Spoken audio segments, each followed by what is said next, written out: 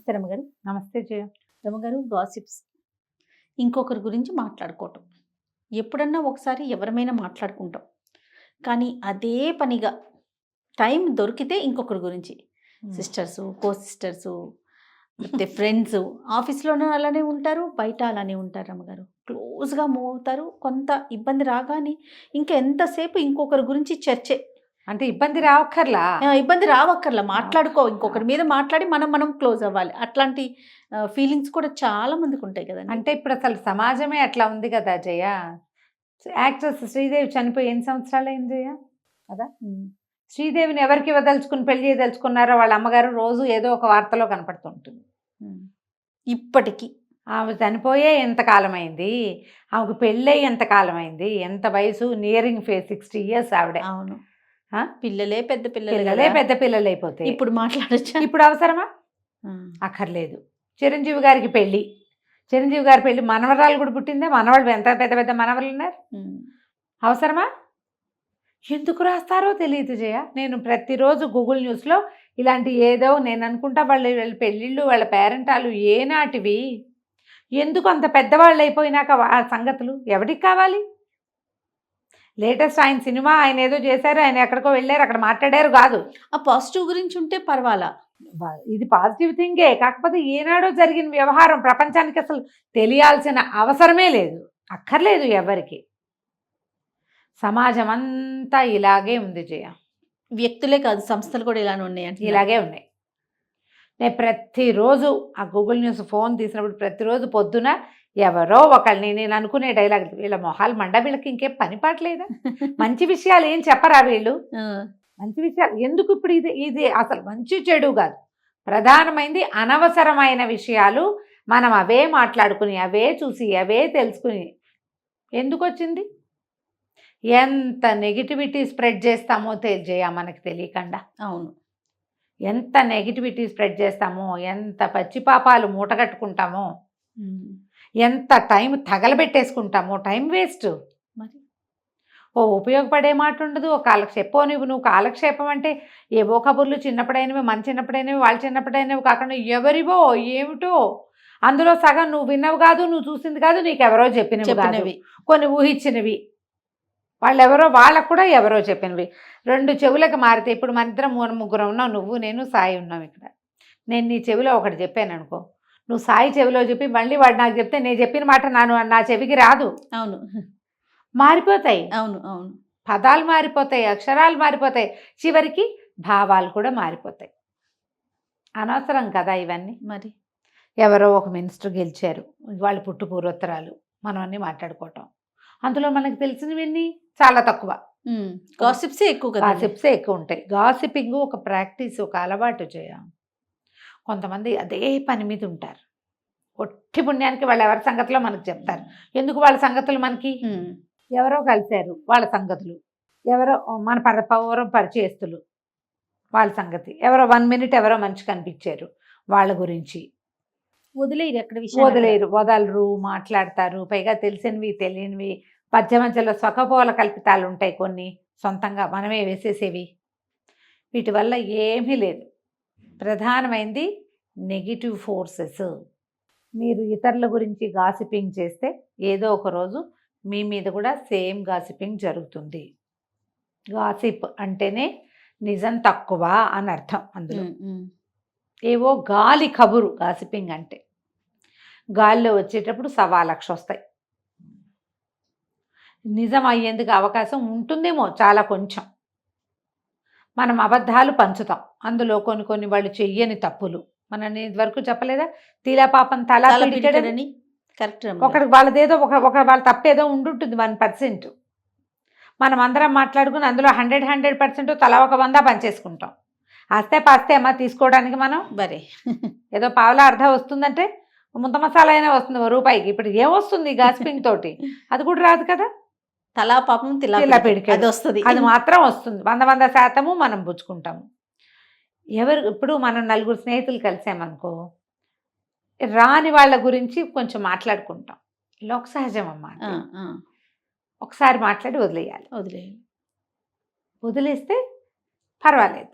కానీ వదిలేయకుండా పట్టి పల్లార్చామనుకో దాన్ని, అది పట్టుకెళ్ళి ఇంకొక చోట చేర్చామనుకో ఇవి తలకాయ నొప్పి అయిపోతాయి, అక్కర్లేని మాటలు వస్తాయి, ఫ్రెండ్స్కి తెలిసిపోతుంది, వాళ్ళు తిరిగేసి అడుగుతారు, స్నేహాలు పోతాయి, మొహమాటాలు పోతాయి. ఇంకోళ్ళు ఉంటారు, మనం ఇక్కడ ఏదైనా అంటామేమో అని కాచు కూర్చుని ఇది పట్టుకెళ్ళి అక్కడ చెప్తారు, చెప్తా ఉంటారు. నారద మహామునులు అవును, ఉంటారు అట్లా. ఉంటారు ఉంటారు. వాళ్ళు వీళ్ళు ఇప్పుడు మన ఫ్రెండ్స్లో ఎవరు నారద మహామునులో ఎవరు మామూలు వాళ్ళో మనకు తెలియదు. అవును, నలుగురు ఉన్నప్పుడు ఈ నలుగురిలో ఎవరు చెప్పారో కూడా తెలియదు. ఆ చేదంతా ఎందుకు బయటేసుకోవాలి? మనం మన లోపలి చేదుని బయట పెడుతున్నామని తెలుసుకోవాలి. విమర్శిస్తే ఒక రకం కొంచెం పాజిటివ్గా అవతల వాళ్ళు తీసుకోగలిగితే. గాసిపింగ్ మరీ దరిద్రం. విమర్శ అంటే నీకు నచ్చంది నువ్వు చెప్తావు. అవునవును. గాసిప్ అంటే నీకు తెలియంది, నీకెవరో చెప్పింది, నువ్వు ఎక్కడో విన్నది, నువ్వు ఊహించింది, నీకు అర్థమైంది, లేదా వాడెవడో చూసి వాడికి ఏది అర్థమైందో అది నీకు చెప్తే నీకేది అర్థమైందో అది చెప్తావు. ఒరిజినల్ థింగ్ ఏముంది? ఏమీ లేదు అందులో. అవును. విమర్శ అయినా కొంచెం నయం, విమర్శ అయినా కొంత బెటరే. గాసిపింగ్ మరీ అసహ్యకరమైంది, మామూలుగా కాదు, మామూలుది కాదు అది. ఇప్పుడు ఇది కొలీగ్స్లో వస్తుంది సమస్య, ఫ్రెండ్స్లో వస్తుంది, కాలనీ ఒకే చోట కాలనీలో ఉండే వాళ్ళు వస్తుంది, అపార్ట్మెంట్లో ఉంటారు కలిసి ఉంటారు కదా, కో టెనెంట్స్ ఓనర్స్, వీళ్ళల్లో వస్తుంది. ఈ కల్చర్ ఉంది చూసారా, ఇది గాసిపింగ్ కల్చర్. దీన్ని మార్చుకోవటం చాలా ఫ్యామిలీలో కూడా ఉంటాయి రమ్మగారు. ఫ్యామిలీస్లో కూడా ఉంటాయి జయ. కజిన్స్ మధ్య ఉంటాయి, కజిన్స్ మధ్య ఉంటాయి, తోటికోడళ్ళ మధ్యలో ఉంటాయి, మేనత్త మేనమా పిల్లల్లో ఉంటాయి, తోడల్లుళ్ళలో ఉంటాయి, బావలు బావమరుదుల్లో కూడా ఉండొచ్చు. లేనిపోని స్ప్రెడ్ చేసుకుంటారు ఒకళ్ళ మీద ఒకళ్ళు, ఒట్టి పుణ్యానికి చెప్తారు వాడి పెళ్ళైపోయిందని. వాడు ఎక్కువ రోజులు ఒకే చోటు ఉంటున్నాడు అనుకో, అక్కడ వాడికి ఏదో అట్రాక్షన్ ఉందని వీళ్ళు ఊహిస్తారు. ఆడేదో ఉంది అని ఒకటి చెప్తాడు, ఒకటి చెప్తే అదిగో పూలు అంటాడు వాడు, ఇదిగో తాక్ అంటాడు, మూడో వాడు చెప్తాడు దాని నిండా మచ్చలు ఉన్నాయి నేను చూశాను, ఎల్లో కలర్ మీద బ్లాక్ కలర్ ఉందంటాడు ఇంకోడు, అయిపోయాయి. దానికి 2 పిల్లలు ఉన్నాయంటాడు నాలుగో వాడు. దీనివల్ల పెళ్ళిళ్ళు చెడిపోవచ్చు, వివాహ సంబంధాలు చెడిపోతాయి, స్నేహాలు పాడైపోతాయి, బిజినెస్ రిలేషన్స్ దెబ్బతినేస్తాయి, బేసిక్ ఫ్రెండ్షిప్స్ పోతాయి, మొహమాటం పోతుంది. ఇవన్నీ పోగొట్టుకోవాలా? మన జీవితానికి ఎంత అవసరం? ఒక తాత్కాలిక నోటితోటి మాట్లాడిన వ్యవహారం వల్ల ఇన్ని పోగొట్టుకోవాలా మనం? ఒక్కొక్కసారి సీరియస్ మ్యాటర్స్ చేయ, మామూలు చాలా సీరియస్ థింగ్ మనం ఒకళ్ళకి చెప్పాల్సి వస్తుంది ఏదో సందర్భంలో, లేదా వాళ్ళతో డిస్కస్ చేద్దాం అనుకుంటాం, వాళ్ళు కూడా తీసుకెళ్ళి అవతల వాళ్ళకి చెప్పి చెడగొడతారు, నీ సంగతి మాకు చెప్పింది అని. చెప్పలేకపోతాం కదా, ఇది చెప్పేసే గోల ఒకటి ఉంటుంది. గాసిపింగ్ తోటి ఎవరు నష్టపోయినట్టు? ఇప్పుడు అంతేగా, మనకే కదా ఇబ్బంది, మనకే కదా నష్టం. ఆలోచించండి. ఇప్పుడు మామూలుగా ఫ్రెండ్స్తో మాట్లాడడం, నువ్వు నేను ఎంతసేపు మాట్లాడుకుంటాము, నువ్వు అటు తిరగంగానే ఇక్కడ మొదలు పెడతారు, వెనక్కి తిరగంగానే స్టార్ట్. అవును, పుట్టిచ్చేసేయటం, మాట్లాడే ముందు చక్కగా మాట్లాడతారు, అంత చక్కగా మాట్లాడిపోయినా పర్వాలేదు, హాయ్ అంటే సరిపోతుంది. మేమేమనుకుంటాం, ఒక హాయితో సరిపోతుంది కదా, అంతేగా, ఓకే ఒక దాంతో సరిపెడితే చాలు. కానీ అట్లా చేయరే, అలా చేయరు. మరి ఆలోచించండి. వాళ్ళకి ఏమైనా ఇబ్బందులు ఉంటాయి రమ్మగారు ఆరోగ్యపరంగా కానీ, అట్లా ఏమైనా ఇబ్బందులు పడతారు? అలా ఎందుకు రావు? ఇప్పుడు నీకు ఎట్లా అంటే, మనం మామూలుగా ఏమేమి చెప్పుకుంటాం జయ, పాజిటివ్ ఎనర్జీ మన చుట్టూతా ఉండటం. పాజిటివ్ ఎనర్జీ అంటే ఏమిటి? మంచి పనులు చేయటం, తెల్లటిది, చల్లటిది, ఏ మచ్చలు లేనిది కదా. నువ్వు ఎవరివో గురించో మాట్లాడితే అవన్నీ మచ్చల కింద నీ మీద పడిపోవా? ఇంకు అంతే, మన మీద చల్లుకున్నట్టే మనం ఎదుటివాడి మీద చల్లుతున్నా ఉంటాం, అది విదిలించినప్పుడు కొన్ని నీ మీద కూడా పడతాయిగా.